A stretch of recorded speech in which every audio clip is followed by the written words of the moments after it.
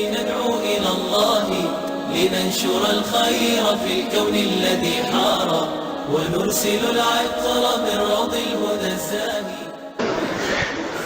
تو اب بتائیں کہ ایسے بھی لوگ ہیں بیچارے چوہے کھاتے ہیں، کتے کھاتے ہیں، بندر کھاتے ہیں، سور کھاتے ہیں.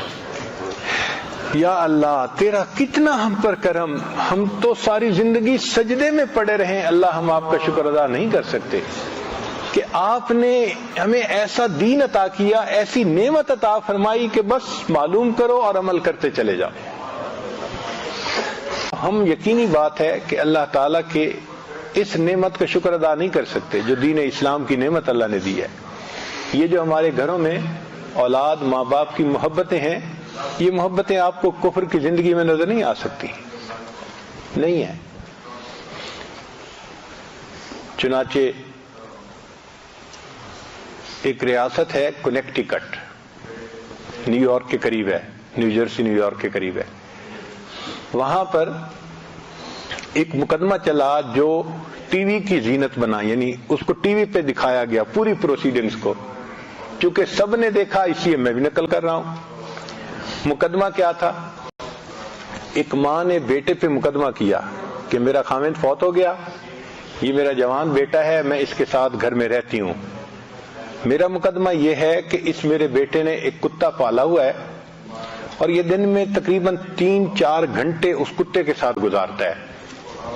اس کو باہر لے کے جاتا ہے، کھانا کھلاتا ہے، اس کا خیال رکھتا ہے.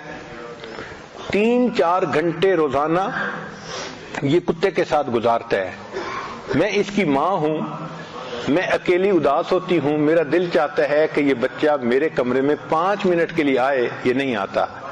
تو میں عدالت سے استدعا کرتی ہوں کہ اس کو حکم دیں کہ یہ روزانہ 5 منٹ کے لیے آ کے مجھے اپنا چہرہ ہی دکھا دیا کرے. ماں نے مقدمہ کیا اور وکیل کیا، بچے نے بھی اس کے مقابلے میں وکیل کیا، اور یہ مقدمہ چلا. دونوں طرف سے دلائل دیے گئے، اور دلائل دینے کے بعد جو مقامی قانون تھا اس کے حساب نے جج نے ججمنٹ دی کہ جی کتا اس لڑکے نے پالا ہوا ہے، کتا اس کی لائبلٹی ہے.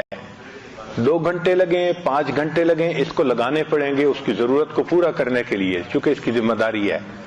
رہ گئی ماں، تو چونکہ بچے کی عمر 18 سال سے اوپر ہو چکی، اس کی ماں اس کی جو ہے لائبلٹی نہیں ہے. ہم قانون کے مطابق بچے کو مجبور نہیں کر سکتے کہ اپنی ماں کو روزانہ چہرہ دکھا دیا کرے. اب بتائیں جہاں ماں باپ اور اولاد کا یہ تعلق ہو وہاں کیا زندگی ہوگی.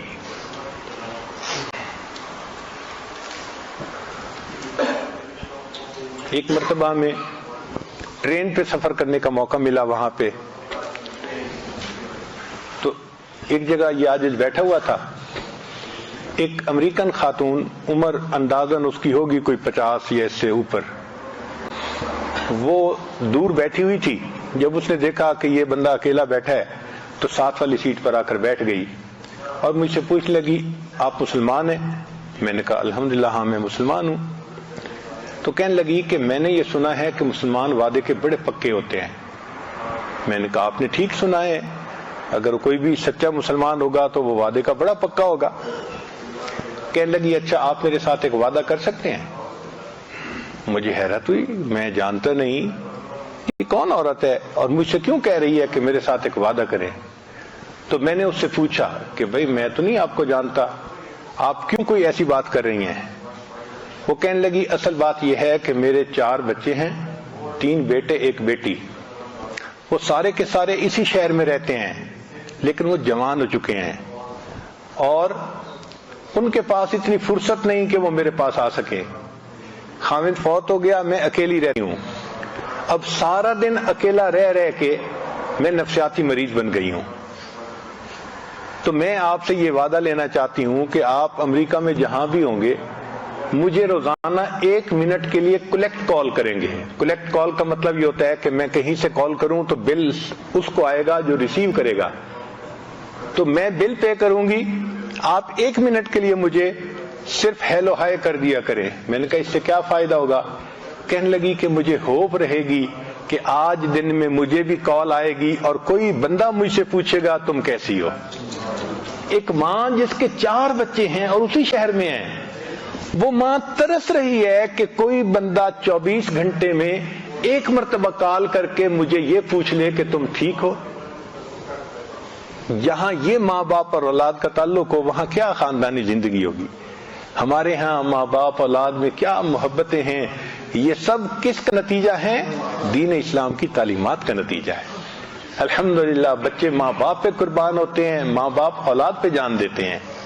یہ محبتیں سب اس وجہ سے ہیں. تو یہ دین اسلام کی برکت ہے جو اللہ نے ہمیں عطا فرمائی ہے. یہ جو پاک رہنا، صاف رہنا، یہ دین اسلام کی برکت ہے جو اللہ نے ہمیں عطا فرمائی ہے. تو ہم 3 باتوں میں بہت خوش ہوں. کیا؟